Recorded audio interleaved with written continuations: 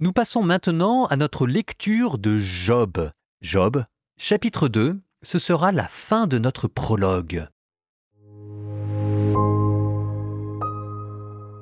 Le jour où les fils de Dieu se rendaient à l'audience du Seigneur, l'adversaire lui aussi vint parmi eux à l'audience. Le Seigneur lui dit « D'où viens-tu » L'adversaire répondit « De parcourir la terre et d'y rôder. » Le Seigneur reprit « As-tu remarqué mon serviteur Job ? Il n'a pas son pareil sur la terre. C'est un homme intègre et droit qui craint Dieu et s'écarte du mal. Il persiste encore dans son intégrité, et c'est pour rien que tu m'as incité à le détruire. » Mais l'adversaire répliqua au Seigneur « Peau pour peau. L'homme donne tout ce qu'il a pour sauver sa vie, mais étend la main, touche à ses os et à sa chair, je parie qu'il te maudira en face. » Le Seigneur dit à l'adversaire « Soit. Le voici en ton pouvoir, mais préserve sa vie. » Et l'adversaire, quittant la présence du Seigneur, frappa Job d'un ulcère malin depuis la plante des pieds jusqu'au sommet de la tête. Job prit un tesson pour se gratter, assis parmi les cendres. Sa femme lui dit « Tu persistes encore dans ton intégrité, maudis Dieu et meurs !» Il lui répondit « Tu parles comme une insensée. Si nous accueillons le bonheur comme venant de Dieu, comment ne pas accueillir de même le malheur ?» En tout cela, Job ne commit pas de péché par ses lèvres. 3 amis de Job apprirent tout ce malheur qui lui était advenu. Ils arrivèrent chacun de son pays, Éliphaz de Théman, Bildad de Choua et Sophar de Naama, et ils se concertèrent pour venir le plaindre et le consoler. De loin, levant les yeux sur lui, ils ne le reconnurent pas. Alors ils éclatèrent en sanglots. Ils déchirèrent chacun son manteau et projetèrent de la poussière sur leur tête. 7 jours et 7 nuits, ils restèrent assis par terre auprès de lui, et à la vue d'une si grande douleur, personne ne lui disait mot. Vous voyez, c'est intéressant de faire quand même le parallèle entre Job et Noé. De la même manière que Noé se retrouve seul, Job se retrouve seul. Peut-être que c'est même encore pire pour Job que pour Noé, parce que Noé peut partir dans l'arche avec sa femme, tandis que la femme de Job ici prend le relais de Satan et de l'accusateur. Maudit Dieu et meurt. C'est quand même extraordinaire, on a l'impression que c'est le serpent qui parle à travers elle. Vous sentez à travers cette phrase-là le désespoir, la souffrance brutale et une certaine forme de cruauté. Tout cela mêlé, on voit bien derrière le déchaînement du diable. À celui qui est enfoncé sans espoir dans son malheur, ne reste comme solution que le plaisir de la malédiction, comme ultime expression de la vengeance et de la rébellion, une rébellion impuissante et une vengeance vaine, mais quand même la complaisance dans le désespoir. Maudit Dieu et meurt. Avec cette réponse extraordinaire de la part de Job, tu parles comme une folle. Si nous acceptons le bonheur comme venant de Dieu, comment ne pas accueillir comme venant de Dieu le malheur aussi ?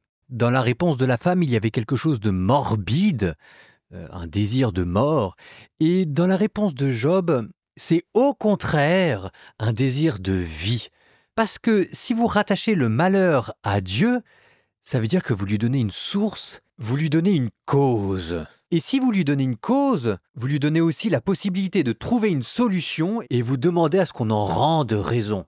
Il y a une énorme différence. Avec en arrière-fond cette confiance envers le Dieu créateur qui s'exprime.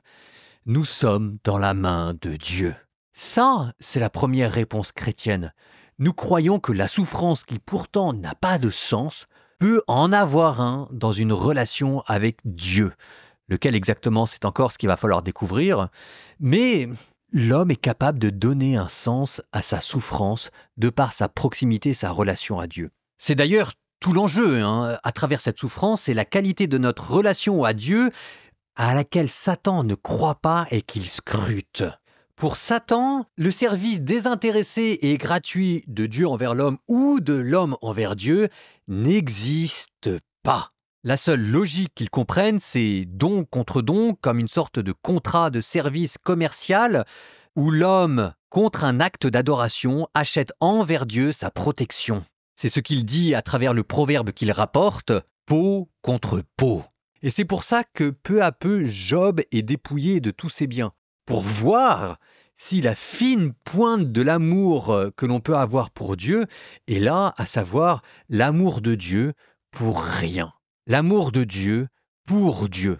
Ce qu'on appelle en réalité la charité, l'amour surnaturel. Et c'est quelque chose de dramatique que pour savoir si jamais on en est vraiment capable, il faut que nous soyons amenés jusqu'au bord de la mort. Et c'est ainsi que les malheurs s'accumulent sur la tête de Job pour l'amener jusqu'au bord du précipice et voir si jamais la foi pure, la charité pure, ça existe vraiment ou pas. Bon, vous me direz, d'accord, mais tout cela ne répond pas à la question, pourquoi est-ce que Dieu permet cela? Pour le simple plaisir de prouver à Satan qu'il a tort? Pour vérifier si jamais les hommes sont capables de l'aimer par-dessus tout? Ah, il y a une vraie question, hein. Alors je ne suis pas sûr d'avoir la réponse. Et c'est peut-être bien d'ailleurs parce que c'est précisément le livre de Job qui va essayer de nous en donner une. Donc écoutez, prenez votre mal en patience. Je sais que cette question est brûlante et qu'il faudra 40 chapitres pour peut-être entreapercevoir un élément de réponse.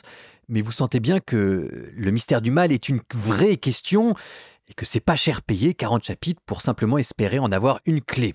En attendant, pour ne pas vous laisser sur votre faim, j'ai peut-être quand même un ou deux éléments de réponse qui, à défaut d'éclairer totalement cette question, permettront d'éviter des contresens.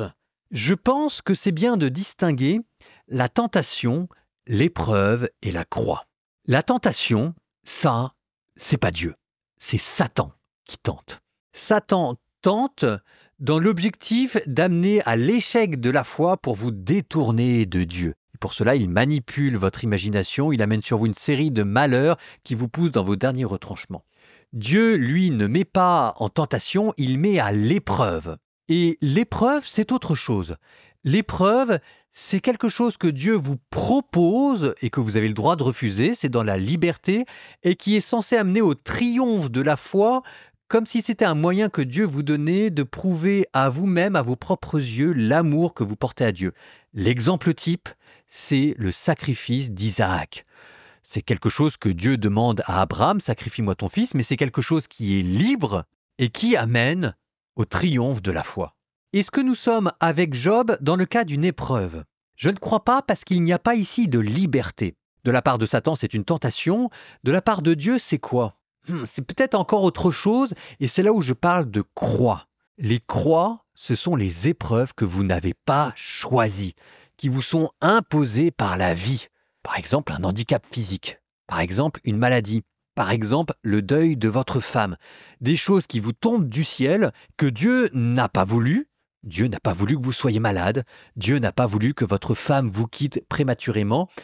Mais qui vous arrive quand même parce que vous vivez dans un monde déchu, où le mal existe, où toutes les choses ne sont pas à leur place. Les croix dans notre monde existent. Et Job, qui perd ses fils, ses filles, qui perd ses troupeaux, subit ses premières croix. Les croix existent et en plus Dieu nous demande de les porter. Celui qui veut être mon disciple, disait Jésus, qu'il renonce à lui-même, qu'il porte sa croix et qu'il me suive. Mon Dieu, c'est là où peut-être on atteint quand même la dureté de la condition chrétienne. Pas facile de répondre à ça. C'est peut-être là où quand même, spoiler, on va peut-être tout de suite faire un tour du côté du Nouveau Testament, mais la manière dont Jésus nous demande de porter nos croix ou le sens qu'il nous donne ou pourquoi est-ce qu'il accepte ça, c'est à travers Jésus qu'on l'a. C'est-à-dire qu'il ne nous demande pas quelque chose que lui-même n'a pas pris pour lui. Jésus a connu la croix. Et ce qu'il y a de très beau, c'est que nous savons que nos croix, grâce à Jésus, par Jésus, sont devenues un moyen de nous unir à Dieu. Dire cela n'enlève pas l'horreur des croix, la patience sans borne que parfois il faut avoir quand il faut supporter une maladie qu'on n'a pas choisie et qui fait souffrir pendant 10, 20, 30, enfin je ne sais pas combien d'années quoi. Vous ne me connaissez pas, moi je ne vous connais pas, mais vous savez qu'on a tous nos difficultés et je ne vous parle pas de ma vie, mais on ne va pas rentrer dans les détails, on en est tous là.